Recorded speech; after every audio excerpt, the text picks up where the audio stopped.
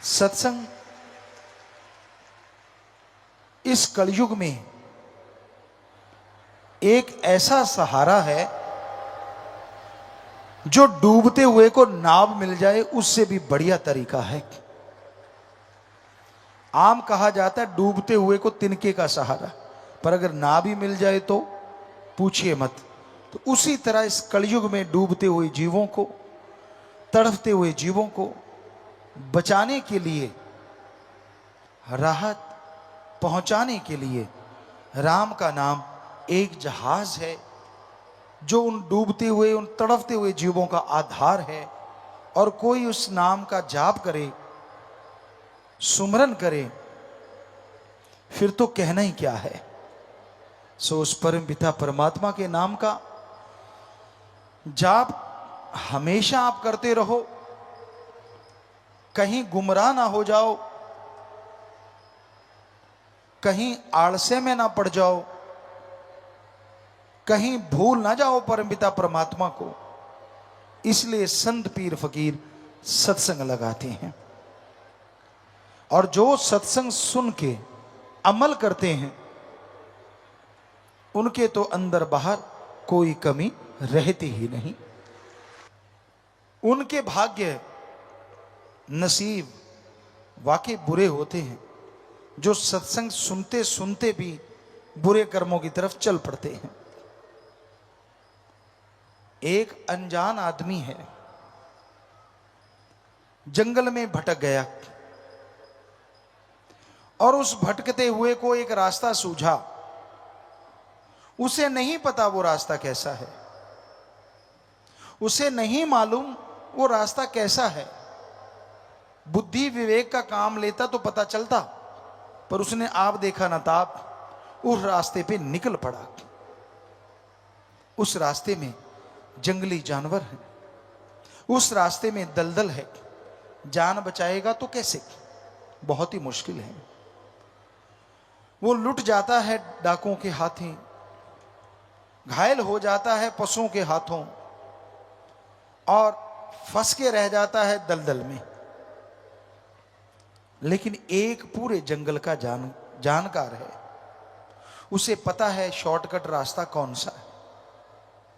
उसे पता है ये रास्ता दलदल भरा है, ये जानवरों से भरा है, इधर डाकू रहते हैं, और ये बिल्कुल सेफ रास्ता है। पर वो इंसान फिर भी दलदल वाले रास्ते में चल पड़े, डाकुओं की तरफ चल पड़े, या पशुओं वाले रास्ते में जो खा जाएंगे उस रास्ते में चल पड़े, तो क्या कहिए।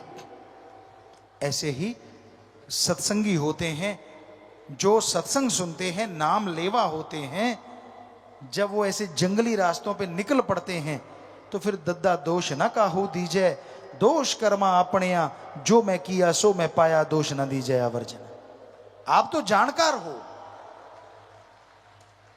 जिसने सत्संग सुना, नाम ले लिया, वो तो जानकार है कि ये रास्ता गलत है, ये रास्ता गलत जा रहा है, ये दलदल भरा है, यहां पे काम वासना क्रोध लोभ मोह अहंकार टूट पड़ेंगे, बर्बाद कर देंगे। वो सब जानता है। अगर जानते बूझते हुए भी वो उस रास्ते का चयन करता है, उस रास्ते को चुनता है, तो इसमें फिर ना तो भगवान का दोष, ना गुरु पीर फकीर का दोष। अपने कर्मों की सजा भोगता रहता है, तड़पता रहता है, व्याकुल रहता है। तो इसलिए सत्संगियों, आपको तो पता है गलत रास्ते नहीं चलना, फिर आप मन के लोभ लालच में क्यों चल पड़ते हो? क्षणिक स्वाद के लिए क्यों आप अपने सतगुरु से मुंह फेर लेते हो? क्यों सत्संग की बातों को दरकिनार कर देते हो? क्यों नहीं अमल करते आप? और जब आप अमल नहीं करते, जब आप वचनों की काट करने लगते हो, तो जिंदगी में दुख आज नहीं तो कल आने वाले हैं। फिर उसके लिए भी तैयार रहना। दुख आपने सहेड़े हैं तो फिर भोगने के लिए भी आप अपने आप को तैयार रखो। फिर तो बड़ा भगवान भगवान करते हो, राम राम करते हो। पहले तो राम की सुनते नहीं, पहले उसके संत पीर फकीर की सुनते नहीं, और जब फंस गए, जब तड़पने लगे, फिर भगवान शहद जैसा लगता है। क्यों करते हो आप ऐसा? मन की वजह से। जवानी तो गधे पे भी आती है, आपके कोई अलग नहीं आई, उस पे भी आती है। आपकी जवानी कैसी? वो जवानी जो सतगुरु के लेखे लगे, अरे वो जवानी जो समाज के भले कामों के लेखे लगे, अरे वो जवानी जो भक्ति इबादत में पल पल गुजारे, उस जवानी के बराबर दुनिया में तीनों लोकों में कोई नहीं होता। उसकी भक्ति अव्वल दर्जे की मंजूर होती है। या कोई बचपन में लग जाए और आखिर तक निभा दे, उसकी अव्वल दर्जे की होती है। पर यहां तो जब दोहरा मापदंड अपना लेते हैं लोग, अपने सतगुरु को, अपने राम को मूर्ख बनाना उनकी आदत बन जाती है। ये दिखाना कि मैं भक्त भी हूं और काम वो करना जो संत पीर फकीर रोकते हैं। तो फिर दुखों के पहाड़ को बुलाने से कोई रोक नहीं सकेगा। फिर तड़पोगे, फिर रोओगे, तब आप होगे और आपके दुख होंगे। कैसे कोई बचाएगा? गुरु को मानते हो पर गुरु की नहीं मानते, ये खतरनाक है, ये डेंजर है। जब आपको समझी आ गई कि रास्ते दलदल से भरे हैं, जब आपको समझी आ गई कि जंगली जानवर आप पे अटैक करने को तैयार बैठे हैं, तो राम नाम का शॉर्टकट क्यों नहीं अपनाते? क्यों काम वासना क्रोध लोभ मोह अहंकार मन माया को, उन जंगली जानवरों को अपने पे टूटने का मौका देते हो? क्यों? जोश जवानी का। परम पिताजी ने एक भजन बनाया है, और वो ध्यान दें, जवान नौजवान जो बिगड़ जाते हैं, जो मानते नहीं, सतगुरु की भी रखते हैं लात, दूसरी तरफ भी रखते हैं, गलत कर्म भी करते हैं। गधा 25 उम्रा जोर जवानी का, कि जब 25 साल तक की उम्र जो है ना, दुलत्ते झाड़ने वाली है। किसी को रोक दो आप, माँ बाप भी रोक दें तो उनका दुश्मन बन जाता है। मुझे रोका तो कैसे रोका, मैं मर्जी का मालिक, मैं करूं सो करूं। यानी गधे की तरह दुलत्तियां झाड़ता है। संत पीर फकीर समझाएं, अगर उसकी मन की बात कहते रहे, हाँ जी हाँ जी हाँ जी हाँ जी हाँ जी हाँ जी, फिर तो बड़ा खुश। और आज हम जो थोड़ी करारी बातें सुना रहे हैं तो थोड़ा रूठेगा भी, हमें कहते रहते पिताजी तो, और तेरे बाप को कहें भाई, गड़बड़ तू कर रहा है तो तेरे को ही कहेंगे ना, तेरा बाप करेगा तो उसको भी कहेंगे। तो हमें तो आपके चौकीदार जो हुए, आपकी निगाह जो रख रहे हैं कि मत करो बुरे कर्म, और हमें दिख भी रहा है कि करोगे तो फिर भरोगे, फिर चिल्लाओगे, फिर रोओगे कि मेरे साथ ऐसा क्यों हो रहा है। आजकल क्या बच्चा, क्या बूढ़ा, क्या जवान, सब काम वासना क्रोध लोभ मोह अहंकार मन माया की गिरफ्त में है। बचा हुआ वही है जिसने सच्चा इश्क उस वाहिगुरु से, सतगुरु मौला से किया हुआ है। वो चाहे बच्चा है, जवान है, बूढ़ा है, वो ही बचा है। वरना इस कलयुग में मस्ताना जी महाराज के वचन कि यार सतगुरु का आशिक तो कोई कोई है, सब माया के यार हैं। तो हम ये कहते हैं उस सतगुरु की कृपा से ही कि आज बहुत से सतगुरु के भी यार हैं, बहुत बच गए उनके रहमो करम से, उन्हीं की कृपा से। खाने को घी दूध मेवे मिठाइयां खनिज लवण विटामिन्स मिले तो कोई गंदगी के ढेर पे चोंच क्यों मारेगा बताइए? नहीं मारता ना। अब दूध पड़ा है, मेवे है, पनीर है, मिठाइयां हैं, हर तरह की सब्जियां हैं, जो आपको पसंद वो सारा सजा हुआ है, लड्डू जलेबियां जो भी आपको अच्छी लगती हैं, उसको छोड़ के क्या आप कूड़ा करकट खाओगे? सवाल ही पैदा नहीं होता जी। आप तो उनमें से भी चुन के वो खाओगे जो सबसे स्वाद आपको लगता है। पर हम देख रहे हैं कुछ कुछ बच्चे ऐसा भी करते हैं कि सारा कुछ छोड़ छड़ा के गंदगी के ढेर में चोंच मारते ही मारते हैं। मानते नहीं वो, उनके घेर अड़ा हुआ है मन का। जवानी उनको लगता है हमारे पे आई है और किसी पे तो आई ही नहीं, पहले वाले तो ऐसे बूढ़े हो गए, सीधे ही बूढ़े जन्मे थे बूढ़े ही हो गए। अरे उम्र का तजुर्बा होता है। गुरु से सीखो तो बचपन में भी बुढ़ापे जितनी शिक्षा सीख लेता है आदमी, वरना उम्र के साथ साथ शिक्षा आती है जैसे जैसे उम्र बीतती है। इसलिए नादानियां छोड़ दो, बुरे कर्म छोड़ दो, इनमें कुछ नहीं रखा, और गुरु पीर फकीर के वचनों से नाता जोड़ लो। क्योंकि अगर उस सतगुरु मौला से नाता जोड़ के रखोगे तो ही खुशियां हैं, वरना भाई फिर चारपाई तो कहीं गई ही नहीं। हमारा काम समझाना है। आपको बुरा लगे तो भी कोई बात नहीं, आपको अच्छा लगे तो भी कोई बात नहीं। क्योंकि एक टीचर जो है वो तनख्वाह लेता है, वो पढ़ाता है। कई नहीं भी पढ़ाते, गपशप मार के भी आ जाते हैं, लेकिन अगर टीचर पढ़ाता है तो उसका काम तो हो गया। बच्चे फॉलो कितना करते हैं वो एक अलग बात है। कई टीचर ऐसे होते हैं जो बच्चों से फॉलो करवाते हैं, उनको दर्द लेते हैं, पूरा पेन लेते हैं उनका। पढ़ाया, फिर फॉलो करवाया, फिर फॉलो करवाया, फिर अपने तरीके से वो उनकी जांच करते रहते हैं कि कहीं भूल तो नहीं गए। तो वो टीचर सबसे सर्वश्रेष्ठ होते हैं और उनके बच्चे मेरिट लेके उनका नाम रोशन करते हैं। पर वो टीचर कब तक पढ़ाएंगे? जब तक आप 15-20 साल के नहीं होते, 25 साल के नहीं होते। डिग्री की डिप्लोमे ले लिया फिर तो आप पढ़ाने वाले हो गए। पर इस कलयुग में एक टीचर ऐसा भी होता है जो पढ़ाता ही रहता है, और वो होता है सच्चा गुरु।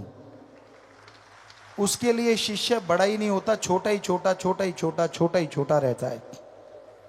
हर पल उसकी निगाह रखता है वो, हर पल उसका ध्यान रखता है वो, कदम कदम पे समझाता है उसे, वो समझाता चला जाता है। ना बेटा इसकी ना सुन, ना बेटा उसकी ना सुन, तू अपने जमीर की सुन, तू अपने सतगुरु की सुन।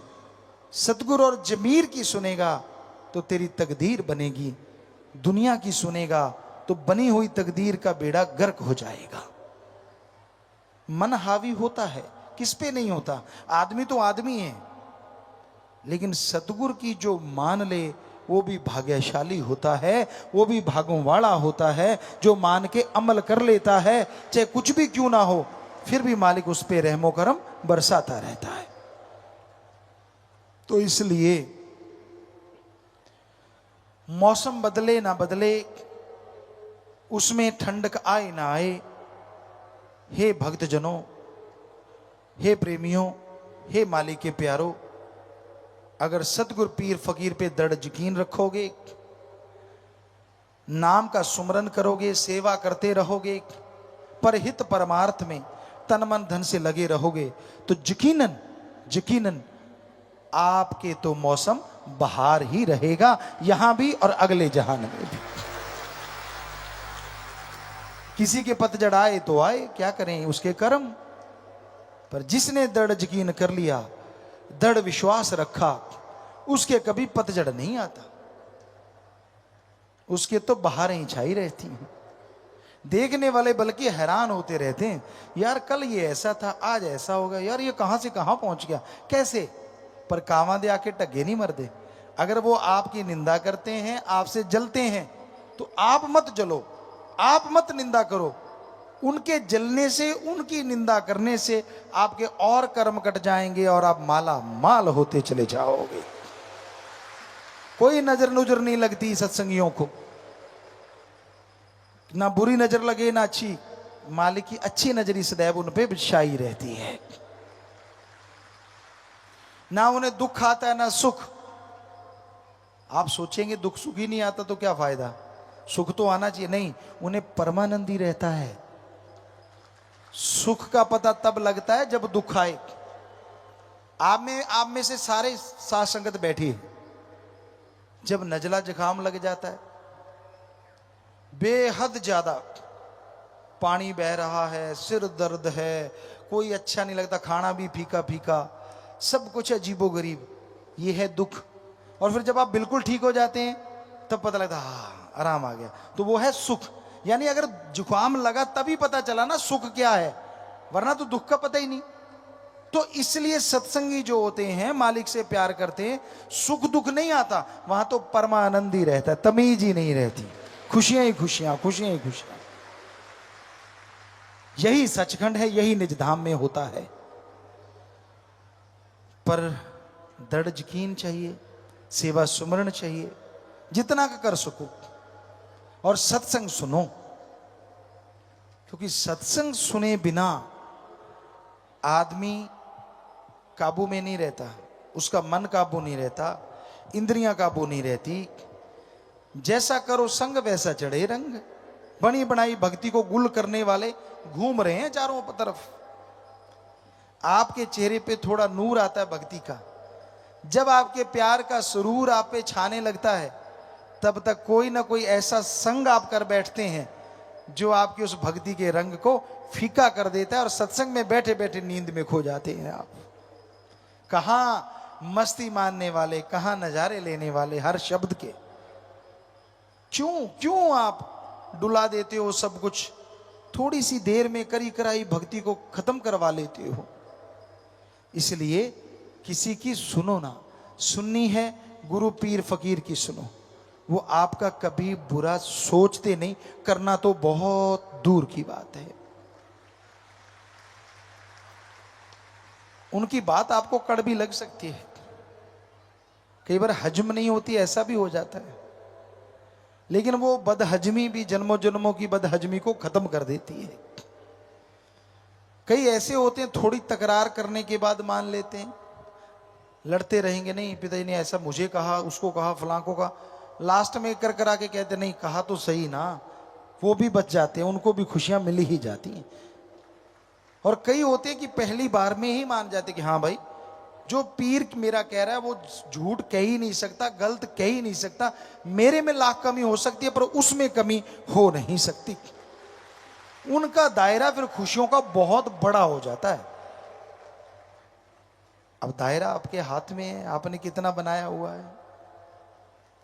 और कई ऐसे होते हैं कि सुनते ही गड़बड़ हो जाती है, यार ये मुझे कहा, क्यों कहा, कहना नहीं चाहिए था। वो आप खड़ ज्ञानी बन जाते हैं। खुद को नहीं आता लेकिन दूसरों को ज्ञान देके आप तो बिगड़े। आप डुबेंदे बामणा जजमान भी डूबे, कि मैं तो डूब रहा, हम तो डूबेंगे सनम, तुझे भी ले डूबेंगे। खुद का मन बिगड़ा होता है और साथ वाले का भी बिगाड़ देते हैं। लानत ऐसे लोगों पे और लानत ऐसी जननी पे जो ऐसे बच्चों को जन्म देती है। आपका फर्ज, आप भक्त बन गए तो दूसरों को भक्ति से जोड़ो। पता नहीं कब आपके भाग्य उदय हो जाएं और कब आप खुशियों से माला माल हो जाएं। पर अगर एक को भी तोड़ने की आपने कोशिश की तो आपके परिवार तक, कुलों तक वो बात जाएगी। क्योंकि एक मां से उसके बेटे को बिछोड़ देना, एक गऊ को पेड़ा देके जल्लाद को सौंप देना, इसके बराबर होता है किसी भक्ति करने वाले को मालिक से तोड़ देना। बेइंतहा पाप, बेइंतहा पाप। इसलिए भक्तजनों जोड़ने की कोशिश किया करो, तोड़ने का तो सोचो भी ना। क्योंकि किसी को भी तोड़ना अल्लाह वाहिगुरु राम की भक्ति इबादत से महापाप होता है, और वो खुद भोगता है, उसके परिवारजन भोगते हैं। अगर सतगुरु मौला की उपमा नहीं कर सकते कोई बात नहीं, पर अल्लाह राम की निंदा ना करो। अगर किसी को भक्ति मार्ग से जोड़ सकते हो तो कहना ही क्या, वो तो महापुण्य है, महादानों का महादान है। पर अगर किसी को जोड़ नहीं सकते तो कोई बात नहीं, पर किसी को तोड़ो ना, वरना सबसे बड़े गुनाहगार आप बन जाओगे और जिंदगी से चैन, अमन, शांति, खुशियां सब चली जाएंगी। इसलिए हम गुजारिश करते हैं, आप भक्ति इबादत से मन जोड़ के रखा करो, मन से लड़ा करो। जब भी मन आप पे हावी हो उस पे लानत डाला करो। रख वर्ज जरा इना अखियां नू, बिना सतगुरु दूजा तकना नहीं। ये परम पिता जी ने शब्द लिखा। तो बहुत सत्संगी हैं जो इस पे अमल करते हैं कि वो अपनी आंखों में अल्लाह वाहिगुरु राम गॉड के अलावा किसी और को वो दर्जा देते ही नहीं। लेकिन कई होते हैं लंपट मास्टर, उनका काम होता है सतगुरु के सामने भी जी हजूरिया, और जब दांव लगे तो बुरे काम भी करते रहना। जब पीर फकीर सामने तो ऐसा लगता है ये तो भक्त बिल्कुल अभी पैदा हुआ है भाई, ये तो पाक साफ है। और जैसे ही गुरु पीर फकीर नहीं साइड में चले गए, फिर देखने वाला होता है उसकी निगाह कैसे नाचती है, किस किस में क्या क्या टोहती है, क्या क्या देखती है। करी कराई भक्ति यहीं करी और यहीं लुटा के खाली हाथ वापस चले जाते, सिर्फ मन माया के अधीन होकर, काम वासना की वजह से, क्रोध लोभ मोह अहंकार की वजह से। तो हे भक्तजनों, मालिक के प्यारे, ये फर्ज है हमारा आपको समझाना। भक्ति में आके बैठते हो, मालिक की याद में आके बैठते हो, भक्ति से बेइंतहा नजारे आपको मिलने वाले होते हैं। पर सत्संग समाप्त होते ही गलत भावना, गलत निगाह, गलत सोच, गलत फोन, गलत चीजें करनी शुरू ना कर दिया करो, वरना यहीं भक्ति करी और यहीं बर्बाद करके आप चले जाते हो। क्यों? अरे ये भक्ति पहले जब लोग करते थे, जो आपको घंटे डेढ़ घंटे में नसीब हो जाती है, उनको 100 साल में नसीब होती थी, सैकड़ों साल लग जाते थे।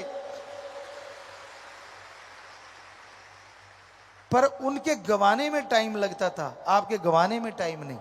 अगर 100 साल की, सैकड़ों साल की भक्ति डेढ़ घंटे में बन सकती है, तो फिर गवाने में भी कलयुग की स्पीड तेज है। 5 मिनट में इसे आप गवा भी सकते हैं। इसलिए आपसे गुजारिश, हाँ आपके अंदर बुरे विचार आ गए, बुरी सोच आ गई, गलत भावना आ गई, कुछ नहीं होता, 5 मिनट सिमरण करो, ठीक हो गए। लेकिन उन विचारों पे अगर अमल कर लिया, अगर आपने वैसा कर्म कर लिया, बुरा गुनाह कर लिया, तो फिर भक्ति गई सब सवा राख हो गई। क्यों करते हो आप ऐसा? यही आज हमारे दिलो दिमाग में सतगुरु ने ख्याल दिया कि अपने उन बच्चों को संभालें जो पता नहीं कब से भक्ति से जुड़े हुए हैं। जरा सा अहंकार, जरा सा घमंड, जरा सा काम करके आप फूले नहीं समाते। अल्लाह वाहिगुरु का देखो यार, इस धरती पे अगर बात करें, ऐसी सैकड़ों धरतियां हैं, इस धरती पे देखें फूल, पत्तियां, वनस्पति, अरबों तो उसने डिजाइन बनाए हैं, अरबों उसने खुशबू भरी है, और करोड़ों तरह के उसने मिट्टी को रंग दिया है, पानी को जगह जगह बांध दिया है। आप अरबों में हो और हर के हाथों की अलग अलग लाइनें बना दी उसने, है ना कमाल? पर उसने कभी आपने देखा भगवान को घमंड करते कि देखो मैंने भाई इतने प्रकृति बनाई है, मैंने सैकड़ों धरतियां बनाई हैं, एक दो सके भाइयों के हाथ के निशान आपस में नहीं मिलते, देखो मैंने क्या डिजाइन बनाया है ना कमाल? वो कभी भी मैं नहीं करता। और आप थोड़ा सा काम करके बटन टूटने लगते हैं आपके, मैं करने वाला, मैं ये, मैं वो। बस यार बकरे की तरह मैं ना कर। वो ज्यादा मैं करता है, कसाई को आवाज सुन जाती है, उसका गला जल्दी कटता है। इसलिए जो ज्यादा मैं करते रहते हैं, भक्ति के मार्ग में वो गिर जाते हैं। जो दीनता नम्रता का पल्ला नहीं छोड़ते कि यार मेरा काम तो सतगुरु ने किया, मालिक ने किया, यार मैं कौन होता हूं। कभी एकांत में भी जिनको अहंकार नहीं आता, वो मालिक के अति प्यारे होते हैं, उन्हें बेइंतहा खुशियां कंटिन्यू मिलती रहती हैं। सो हम चाहते हैं हमारे सारे ही, अब 6 करोड़ के पास संगत पहुंचने वाली है, कि हमारे ये सारे बच्चे ही मालिक के अति प्यारे हों, बहुत ही प्यारे हों, जब तक इस धरती पे खुशियों से माला माल रहें, और जब छोड़ के जाएं मालिक की गोद में निज धाम सचखंड सतलोक अनामी में खुशियों से लबरेज रहें। इसलिए आपको समझाते हैं, वरना ना तो आपको डराने के लिए भाई, ना आपको अपना गुलाम बनाने के लिए, ना आपसे कोई अपना मतलब हल करवाने के लिए। हमारा तो एक ही ध्यान रहता है कि हमारी ये औलाद, परमपिता परमात्मा की औलाद, हमेशा हमेशा खुशी रहे। जैसे पुराने बुजुर्ग कहते सदा सुहागन रहे, तो हम भी चाहते हैं कि हमारी ये औलाद अपने परम पिता ओम हरि अल्लाह वाहिगुरु राम की सदा सुहागन रहे, सदा उससे लिव जोड़ के रखे, सदा उससे खुशियां ले।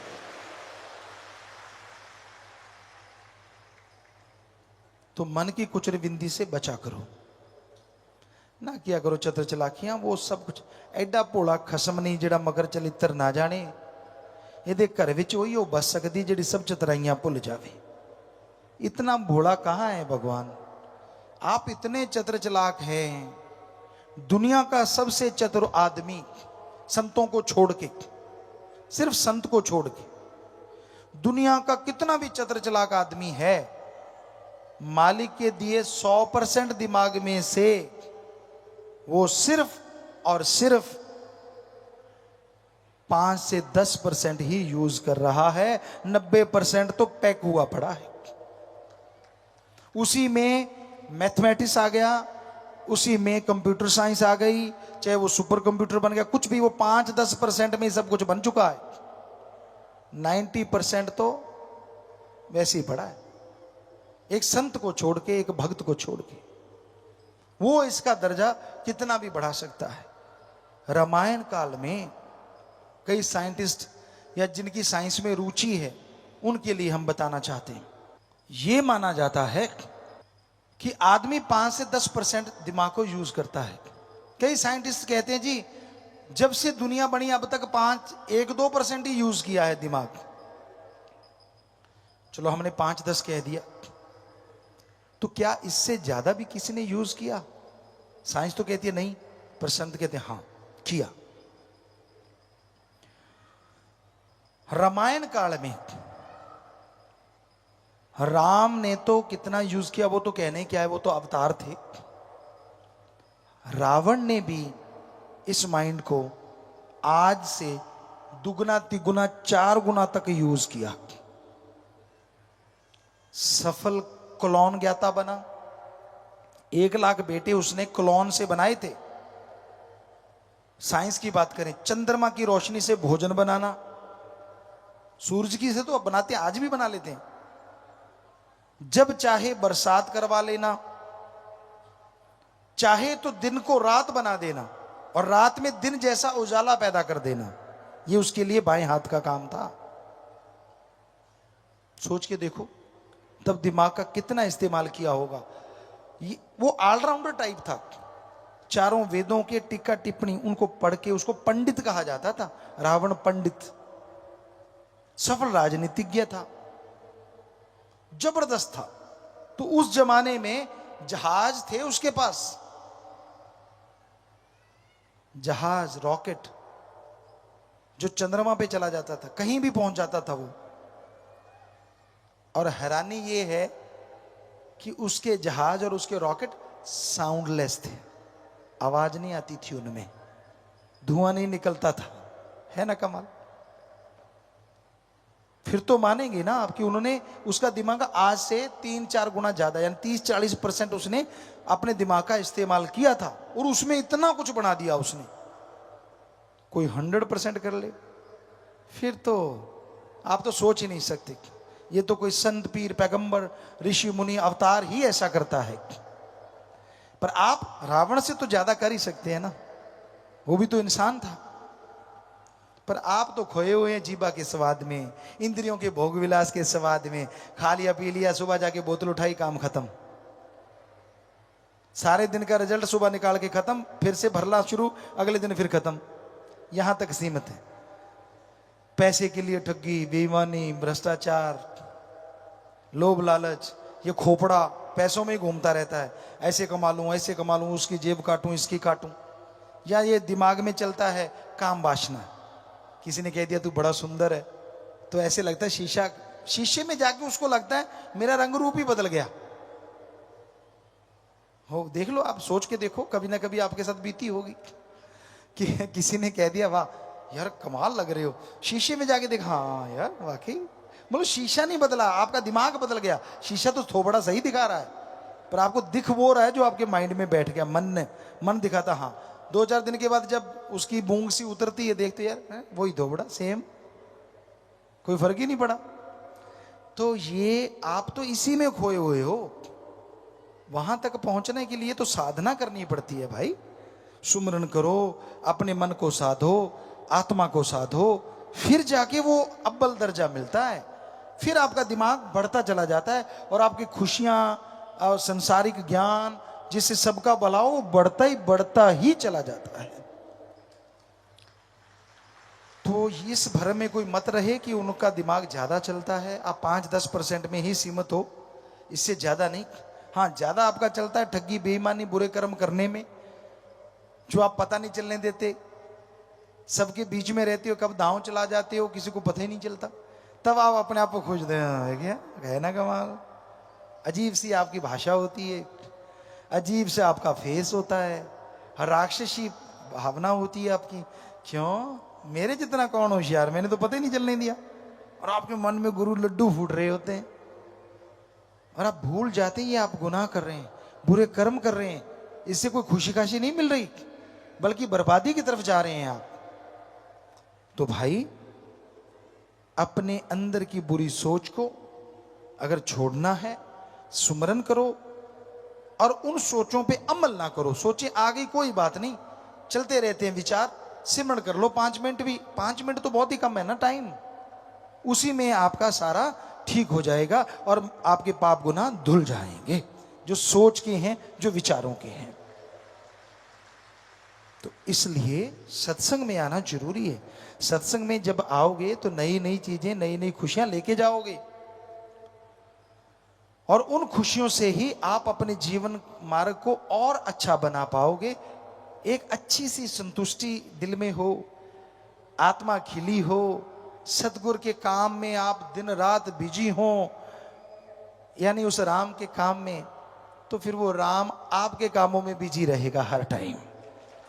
आपकी कुलों, आपके परिवारों, आपके गुजरे हुए, आपके आने वाले सबके कर्म सुधार देगा। उसने तो कलम ही चलानी है ना कि भी इनके जो जन्मने वाले हैं वो ऐसे होंगे, ऐसे होंगे। वहीं से लेकर बदल देगा आने वाली पीढ़ियों के। बताओ और क्या चाहिए आपको? और आपको शरीर को जो खुशियां चाहिए, जिससे भी आपको खुशी मिलती है, खाने पीने से, भोग विलास से, उससे अरबों गुना खुशियां सतगुरु की सेवा करते करते आपको मिलनी शुरू हो जाए।